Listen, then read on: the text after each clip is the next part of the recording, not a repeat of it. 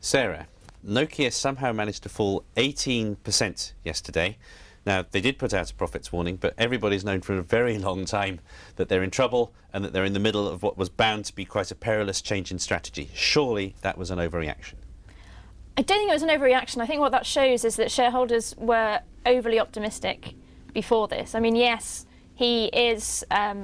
They hadn't worked out quite the risks involved in junking a platform he himself, the CEO, said was on fire, and moving to a completely new one, you mean? Exactly, yeah. And, you know, we shouldn't blow our own trumpet too much, but we have been, Lex has been saying this for a long time, that look guys, you know, this is going to be really bad and a lot worse than the shares are pricing in. And I think yesterday we got confirmation of that. So what exactly is the bad news that we got yesterday? Why are things going so much worse than people thought? It's quite a spectacular statement. It basically said the operating margin, which was going to be between 6 and 9%, and that was already reduced, would be probably 0.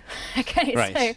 So it was quite an extreme. Not good. Quite an extreme warning, and what it's basically telling you is that nobody's buying Nokia phones right now. Why would they? Because the old system is obsolete, the new system hasn't arrived yet. So it's completely obvious, really, that they were going to have a bad patch now. Yeah, I think it should have been obvious, yeah. Now, doesn't that imply they're moving from the old system to the Microsoft platform? Does that not imply that they need to hurry up and get this done? Because as you've just mapped out, they basically have no way to make a profit for as long as they're sitting here with offering people already obsolete products. Yeah, this is where I disagree, actually. I think the worst thing Stephen Elop, the new chief executive, could do now would be to panic and to rush out the first of these new Microsoft phones.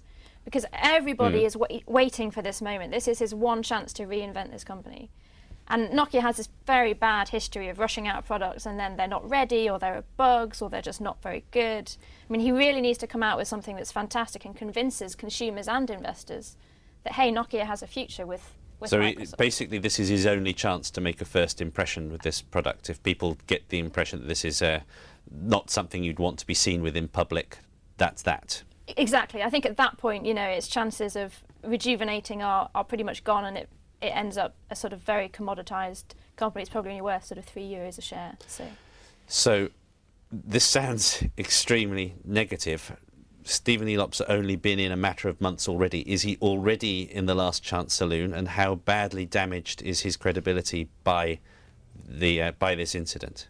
I think Stephen Elop was right to come in, and do you remember he had this sort of Nokia's on a burning platform and it needs to jump off. I mean, I think he was right about that, and he took a big risk. His mistake was that he didn't prepare people properly for what was going to happen. On the day that he made that announcement, he gave no guidance whatsoever, so everyone panicked. Right. And then the guidance that he did give, obviously, was far too optimistic. So I think he's done a really bad job of expectations management. I hate that phrase, but you know what I mean.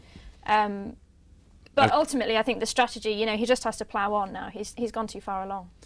Okay, the man's committed. He's in there for the long term.